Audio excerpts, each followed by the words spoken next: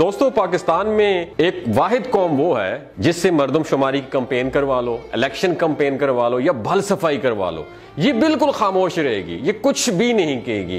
اور 2-3 دن پہلے ہر جگہ ہر وقت ہر بندہ 2 سوال کر رہا ہے ایک دوسرے سے۔ پتہ ہے کون سا سوال ہے؟ پہلا سوال، اے ماسٹراں دا استاداں دا کی رول ہے۔ دوسرا سوال، اے استاداں تے ماسٹراں دا کی بنے ہے۔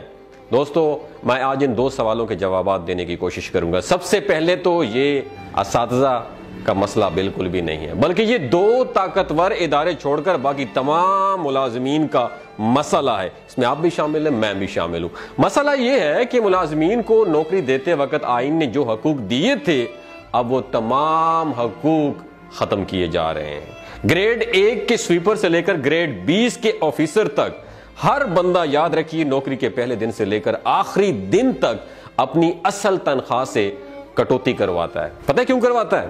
وہ اس لیے کرواتا ہے کہ جب میں ریٹائرڈ ہو جاؤں گا تو ریٹائرمنٹ ملے گی، جس سے اپنی بیٹی کی شادی کر لوں گا یا پھر اپنے بوسیدہ مکان کی مرمت کر لوں گا۔ اب حکومت یہ حق بھی ختم کر رہی ہے۔ ایک انسان کوئی بزنس کرتا ہے تو وہ بزنس اس کی وفات کے بعد اس کے بیٹے اور اس کے بعد نسل در نسل ٹرانسفر ہو جاتا ہے اور پھیلتا بھی جاتا ہے، ایکسپینڈ کرتا ہے۔ یاد رکھیے، ایک سرکاری ملازم اپنی آدھی زندگی تعلیم میں اور پھر 60 سال تک کی عمر اپنے ڈپارٹمنٹ کو دیتا ہے کہ ریٹائرمنٹ کے بعد جب میں بوڑھا ہو جاؤں گا تو گورنمنٹ میرا سہارا بنے گی، گورنمنٹ مجھے سپورٹ کرے گی۔ ان کی پینشن، یاد رکھیے، اب ختم ہو رہی ہے۔ جب سب ملازمین کا مسئلہ ہے تو ٹیچر کیوں احتجاج کر رہے ہیں؟ میرا سب سے بڑا سوال ہے، باقی ڈپارٹمنٹ ادارے کیوں نہیں، باقی محکمے کیوں نہیں کر رہے ہیں؟ اس کا جواب یہ ہے کہ 7.5 لاکھ فوج کے بعد دوسرے نمبر پر سب سے زیادہ تعداد اساتذہ کی ہے، وہ سب متاثر ہو رہے ہیں، اس لیے احتجاج کر رہے ہیں۔ اب سوال یہ ہے کہ سکولز کی تالہ بندی کر کے بچوں کا تعلیمی حرج کیوں کیا جا رہا ہے؟ اس سوال کا جواب یہ ہے کہ جب کسی نشئی کو نشہ پورا کرنے کے لیے پیسے نہیں ملتے تو آپ جانتے ہیں وہ کیا کرتا ہے؟ وہ گھر کی ساری چیزیں بیچنا شروع کر دیتا ہے۔ ایسا ہی معاہدہ سیاسی جماعتوں نے IMF سے کیا ہے کہ کون سا معاہدے کیے ہیں کہ قومی اثاثہ جات اور ادارے بیچ کر ڈالر ادھار لیں گے اور پھر لوٹ کر باہر ملک بھاگ جائیں گے ہم لوگ۔ سرکاری اسکولوں میں صرف سفید پوش لوگوں کے بچے پڑھتے ہیں، یاد رکھیے گا۔ جن کے پاس ضرورت سے تھوڑی سی بھی زیادہ آمدن ہوتی ہے وہ اپنے بچے مقامی پرائیویٹ اداروں میں لے جاتے ہیں، اور اگر حالات اچھے ہوں تو ضلع ڈسٹرکٹ کے بہترین پرائیویٹ اداروں میں لے جاتے ہیں، جہاں کی داخلہ فیس کم از کم 10,000 سے لے کر 30,000 تک ہوتی ہے۔ یہ باتیں میں فرضی کہانیاں نہیں بتا رہا ہوں، میں نے بھی ایک سرکاری جاب کی ہے، مجھے بھی پینشن مل رہی ہے، اور میں یہ اپنے لیے نہیں، میں تمام اساتذہ کے لیے چیخ رہا ہوں، تمام اداروں کے لیے چیخ رہا ہوں جن کی پینشن ختم ہو رہی۔ میں الحمدللہ اچھا خاصا کما رہا ہوں، پینشن نہ بھی ہو تو کوئی فرق نہیں پڑتا، لیکن ان کے لیے ضرور بولوں گا جنہوں نے ہمیں اپنے پاؤں پہ کھڑا کیا، جنہوں نے ہمیں جینا سکھایا۔ یاد رکھیے، سرکاری ملازمت کو، کچرا حکومت کو یہ ٹاسک دیا گیا ہے کہ سرکاری سکولز کو بیچ دو، پرائیویٹائز کر دو۔ ان کے انکار کے بعد ہم عوام میں جانے کے قابل نہیں رہیں گے۔ جاتے جاتے انہوں نے کیا کیا؟ یہ قانون پاس کروا دیا کہ نگران حکومت اپنے فرض الیکشن کروانے کے علاوہ ہر وہ کام کروا سکتی ہے جس کی پہلے آئین میں اجازت ہی نہیں تھی۔ نگران حکومت اپنے ٹاسک کو پورا کرتے ہوئے سرکاری سکولز کو غیر ملکی NGOs کو بیچ رہی ہے، جو اپنی مرضی کی فیسیں لیں گے اور اپنی مرضی کا سلیبس پڑھائیں گے، جہاں ایک طرف روح ایمانی کا خاتمہ اور دوسری طرف سفید پوش لوگوں کے لیے تعلیم دلوانا ناممکن ہو جائے گا۔ اس طرح کی بھیڑ بکریوں اور ان پڑھ طبقے کو بے وقوف بنانا آسان ہوگا، جیسا کہ پچھلے 76 برس سے ہمارے ساتھ ہو رہا ہے۔ تو پھر احتجاج کس کو کرنا چاہیے؟ کیا تعلیم صرف ملازمین نے اپنے بچوں کو دلوانی ہے؟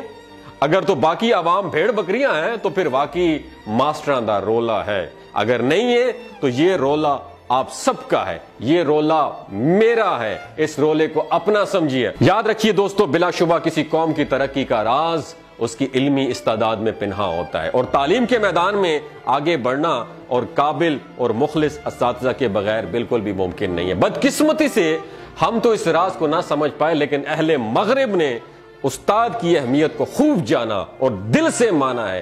اس کی ایک خوبصورت اور اچھی مثال میں آپ کے سامنے پیش کرنا چاہتا ہوں جو کہ مشہور دانشور میرے استاد محترم اشفاق احمد نے بتائی تھی۔ وہ بتاتے ہیں کہ جب میں اٹلی کے شہر روم میں مقیم تھا تو ایک بار اپنے جرمانہ بر وقت ادا نہ کرنے پر مجھے مجسٹریٹ کی عدالت میں پیش ہونا پڑا۔